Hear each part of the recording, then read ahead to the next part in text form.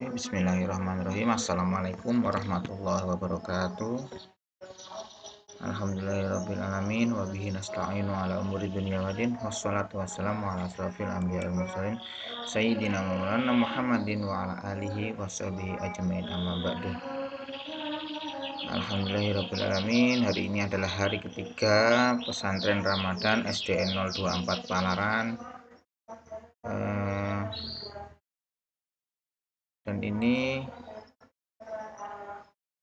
Dan selamat pagi semua anak-anakku, siswa-siswi SDN 024 Palaran yang selalu ditunggu-tunggu akan keberhasilan dan keberkahannya, dan yang selalu Dewan Guru banggakan.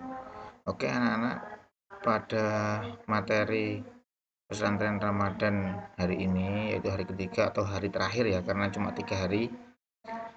Hari ketiga ini tetap kita akan membahas tentang akhlak. Yang kemarin kan sudah membahas tentang akhlak, hari ini juga akan membahas tentang akhlak, akan tetapi hari ini adalah banyak membahas tentang akhlak dalam kehidupan sehari-hari. Jadi mohon diperhatikan dan didengarkan.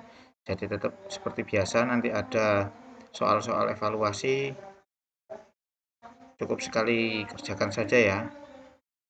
Nah, langsung saja kita masuk materi. Bismillahirrahmanirrahim. Nah, di sini oke. Materinya tentang akhlak, akan tetapi di sini lebih masuk ke dalam kehidupan sehari-hari ya. Kalau kemarin kan cuma akhlak aja, apa itu akhlak, pengertian akhlak, akan tetapi ini contoh melaksanakan perilaku dalam kehidupan sehari-hari. Oke. Nah, akhlak dalam kehidupan sehari-hari itu ada dua. Yang pertama yaitu adalah akhlak kepada Sang Pencipta, yaitu Allah Subhanahu wa taala. Karena semua makhluk yang ada di muka bumi ini adalah ciptaan Allah. Terus bagaimana kita harus berperilaku kepada Allah Subhanahu wa taala, nanti kita bahas. Kemudian yang kedua yaitu akhlak terhadap sesama. Nah, sesama itu sesama ciptaan Allah. Langsung saja, yaitu akhlak kepada Sang Pencipta. Akhlak kepada Sang Pencipta. Manusia dengan Allah hubungannya adalah pencipta dan diciptakan. Jadi Allah itu penciptanya dan kita adalah manusia sebagai manusia, yaitu adalah yang diciptakan oleh Allah Subhanahu wa taala. Kemudian manusia itu ketergantungan hidupnya itu kepada Allah Subhanahu wa taala, tidak kepada yang lain, dan tumpuan serta ketergantungan kepada Sang Maha Kuasa. Secara moral manusia itu mempunyai kewajiban kepada Allah atau penciptanya yang telah memberi nikmat kepada manusia. Menurut hadis Rasulullah, kewajiban manusia kepada pencipta atau Allah pada dasarnya itu ada dua. Yang pertama yaitu mentauhidkan Allah, yaitu tauhid itu tidak mensyirikan atau tidak menduakan kepada suatu apapun. Tidak mensyirikan atau tidak menduakan itu ya menyembah yang lain, menyembah batu, menyembah api, menyembah berhala, menyembah air, menyembah matahari, itu tidak boleh. Jadi kita harus menyembah oleh pada Allah Subhanahu wa taala. Yang kedua yaitu beribadah. Ibadah gimana, Pak? Banyak kemarin yang kita sudah bahas. Ibadah sholat, bisa puasa, bisa sedekah, bisa terus apa lagi, membayar zakat, naik haji dan lain-lain, itu termasuk ibadah. Kemudian kalau menurut Al-Quran, di dalam Al-Quran dicantumkan ada dua juga, yang intinya ada dua. Yang pertama yaitu iman. Kita harus beriman kepada Allah. Di dalam hati kita harus ditanamkan iman kepada Allah. Itu ya sama seperti ini. Nah, kemudian beramal soleh, beribadah, itu sama saja menurut Al-Quran dan menurut hadis-hadis. Itu kata Rasulullah. kata-kata Nabi Muhammad. Itu disebut dengan hadis. Oke, kemudian lanjut kepada akhlak kepada sesama. Nah, akhlak kepada sesamanya banyak ini. Akhlak kepada sesama, terhadap sesama ya. Yang pertama, orang tua, pasti itu orang tua pertama, menduduki posisi pertama. Kemudian akhlak terhadap tetangga lah, setelah orang tua kan geser ke tetangga. Kemudian akhlak dalam bermasyarakat, nah lebih luas lagi ke masyarakat umum, Pak RT, teman-teman dan lain-lainnya, itu termasuk masyarakat. Nah, ini akhlak pergaulan laki-laki dan perempuan. Kemudian akhlak terhadap lingkungan atau alam sekitar dan yang lain sebagainya. Nah, ini kita bahas tentang akhlak terhadap orang tua. Siapa orang tua? Orang tua adalah guru, orang tua adalah sekolah, orang tua adalah madrasah, dan orang tua sebanyak bagainya, karena orang tua adalah orang yang pertama kali kita lihat dan kita rasakan kehadirannya di dunia setelah kita dilahirkan ke dunia ini. Makanya di sini tercantum dengan akhlak terhadap orang tua. Bagaimana Pak kita harus berbuat kepada orang tua? Nah, kepada orang tua kita harus bersikap dengan cara yang pertama, selalu berbuat baik kepada ayah dan ibu, walaupun keduanya zalim. Maksudnya di sini zalim bukan nakal ya orang tuanya. Zalim di sini dikatakan orang tuanya itu keras, kaku, jahat, tidak dan banyak lain sebagainya. Itu harus wajib kita berbuat baik kepadanya. Walaupun orang tua kira keras tabiatnya ya, wataknya orang tua. Kemudian berkata halus dan mulia kepada keduanya. Bertutur kata yang baik dan sopan santun kepada orang tua. Contohnya, masa minta uang ngomongnya, mak duit mak, duit mak, lah nggak bakal dikasih kalian nanti. Tapi kalau dengan tutur kata yang baik, bu, pak, apakah ada uang? Saya mau beli buku karena buku saya. Bertutur kata yang baik, jadi orang tua itu juga senang terhadap kalian. Kemudian berkata lemah lembut kepada mama dan bapak dan ibu. Jangan bentak-bentak, karena di dalam Al-Quran tercantum jangan sekali-kali kalian membentak orang tua kalian, apalagi seorang ibu. Kalau bahasa kalian nanti kualat, kualat nanti. Kemudian berbuat baik kepada ayah dan ibu yang sudah meninggal. Nah, gimana Pak kalau orang tua saya sudah meninggal? Gimana Pak kalau ibu saya sudah meninggal? Nah, dengan cara mendoakannya. Mendoakannya. Gimana Pak cara mendoakannya? Nah, kalian kan sudah biasa mendengar atau sudah dilajari dengan cara Rabbi firli wali walidayya, Allahumma firli wali walidayya warhamhuma kama rabbayani shaghira. Nah, itu adalah doa untuk kedua orang tua yang baik masih hidup ataupun yang sudah meninggal dunia. Jadi kita sebagai anak yang sudah tidak punya orang tua atau salah satu dari mereka, kita wajib untuk mendoakannya. Rabbi firli wali walidayya warhamhuma kama rabbayani shaghira. Sayangilah mereka sebagaimana mereka menyayangiku di waktu kecil. Nah, kemudian gimana Pak kalau orang tua saya masih hidup tapi sudah tinggal jauh atau tinggal tidak serumah dengan kita? Ya tetap juga doanya seperti itu. Harus kita doakan supaya apa? Doa seorang anak itu akan memperlancar rezeki orang tua. Rezeki orang tua, uangnya kumpul untuk siapa? Untuk anaknya lagi. Kembali lagi kepada kalian semua. Kalian rajin berdoa untuk orang tua, maka orang tua juga akan dipermudah jalan rezekinya dan jalan mendapatkan harta untuk kalian sekolah. Oke. Kemudian ada yang tanya lagi, gimana Pak, orang tua saya, kalau orang tua saya itu jahat, suka mukul. Nah, didoakan saja orang tuanya supaya perilaku orang tua tersebut berubah menjadi baik kepada kita. Karena apa? Orang tua itu adalah orang yang wajib kita hormati dan kita taati di dunia ini. Apa sampai Pak doanya? Ya pasti sampai lah.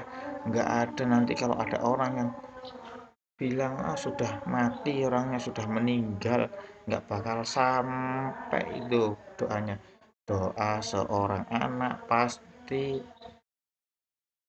sampai kepada orang tua, karena orang yang meninggal dunia itu meninggalkan tiga perkara yang tidak akan putus sampai nanti. Yang pertama yaitu sedekah jariah. Yang kedua yaitu ilmu yang bermanfaat. Yang ketiga itu anak soleh yang selalu mendoakannya. Nah, kalian kan kalau orang tuanya kurang bersedekah, kurang tidak menjadi guru atau ilmunya kurang bermanfaat, nah masih ada anak-anaknya, jadi kita wajib untuk mendoakannya. Nah, kemudian berakhlak terhadap tetangga. Nah, yang pertama yaitu caranya berbuat baik kepada tetangga kita. Nah, kenapa Pak harus berbuat baik ke tetangga kita? Bahasanya kalau kita nanti meninggal, siapa yang mau antar kita ke kubur? Pasti butuh tetangga. Tidak ada kita nggak butuh tetangga. Walaupun kita hidup di tengah hutan, pasti butuh namanya tetangga. Kita pun hidup di hutan, kalau tidak punya siapa-siapa, nggak punya tetangga, mati ya kita mati gitu aja. Tidak ada yang rawat kita. Jadi kita harus berbuat baik kepada tetangga. Yang kedua yaitu saling tolong menolong. Nah, saling tolong menolong ini biasa kita temui pas waktu gotong royong, kerja bakti membersihkan parit, nah ini tolong menolong. Jangan tetangganya turun ke parit, kita duduk-duduk di pos, yang penting hadir, makan-makan, minum-minum, lari-lari. Nah, kita juga ikut membantu kerja bakti untuk membersihkan parit, apalagi ya, dan lain sebagainya lah. Oke, kemudian tidak memburuk-burukkan tetangga yang satu dengan yang lain. Nah, ini memang adu domba, gibah, gosip. Nah, kemarin tetanggaku beli motor baru tapi motornya, nah itu tidak boleh. Memburuk-burukkan tetangga yang satu dengan yang lain, mengadu domba itu tidak boleh, hukumnya haram, dosa besar itu kalian. Kemudian menjaga silaturahmi itu ya hubungan baik antar tetangga. Seperti contohnya kalau kita memasak sayur, maka dibanyakinlah airnya. Kemudian walaupun hanya sedikit, kita berbagilah kepada tetangga kita. Kemudian lanjut akhlak dalam bermasyarakat. Nah, ini lebih luas lagi ini. Teman tadi sudah orang tua dalam rumah, kemudian ke samping lagi ke tetangga. Nah, ini lebih luas lagi, bermasyarakat. Nah, kalau orang tua tadi yang satu rumah, kalau tetangga itu hitungannya 40 rumah dari kanan rumah kita, 40 rumah dari kiri kita, rumah kita, 40 rumah depan kita, pokok terus kemudian yang belakang rumah itu 40 rumah. Jadi keliling rumah itu 40 rumah itu masih termasuk dalam namanya tetangga kita. Kelepas dari itu sudah namanya masyarakat luas. Nah, ini akhlak dalam bermasyarakat. Yang pertama yang dapat kita lakukan dengan cara, nah ini kalau sudah lingkupnya namanya RT lain dan kelurahan lain ya, ini yang pertama yaitu tolong menolong, terus berbuat adil, kemudian menepati janji, nih bermusyawarah. Bermusyawarah itu memutuskan sesuatu atau memutuskan suatu masalah dengan cara diskusi. Nah, itu juga ukhuwah itu kerukunan, kedamaian. Kemudian adab yang baik dalam bermasyarakat. Yang pertama, tata cara berbahasa. Nah, harus menggunakan bahasa yang baik. Kemudian yaitu tata cara salam. Nah, salam itu menyapa tetangga, menyapa masyarakat atau menyapa orang. Kemudian tata cara makan dan minum. Nah, tata cara makan dan minum dilihat, jangan sampai rakus, jangan serakah. Kemudian tata cara di majelis pertemuan. Kemudian tata cara minta izin masuk.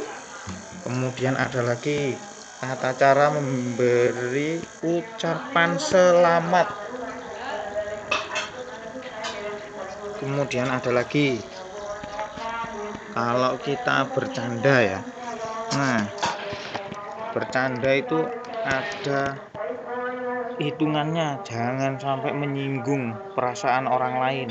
Kemudian ada lagi tata cara menjenguk orang sakit. Nah, yang terakhir yaitu takziah. Takziah itu apa, Pak? Takziah yaitu mendatangi orang yang meninggal dunia atau keluarga.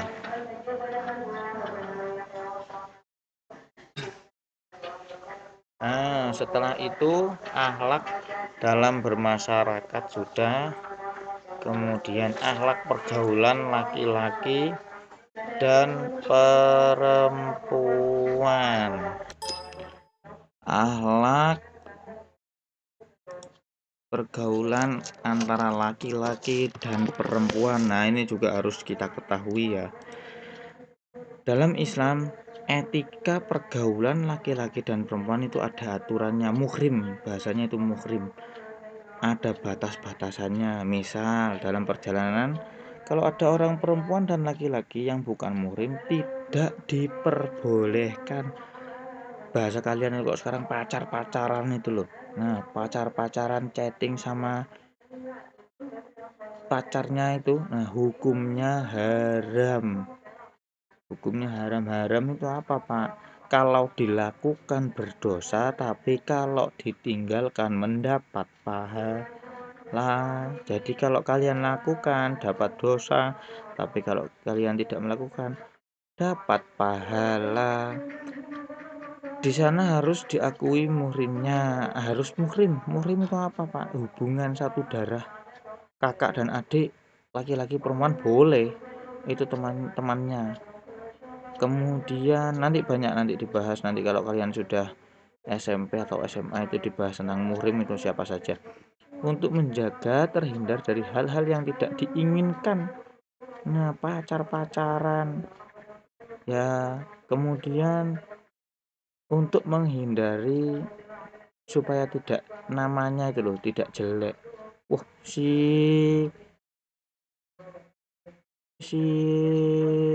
fulanah itu pacaran terus tiap hari kesana kesini sama cowoknya, dicap jelek namanya. Kemudian nanti putus ganti lagi, putus ganti lagi. Nah, itu namanya perempuan apa ya, nah ini perempuan laki-laki yang nakal seperti itu.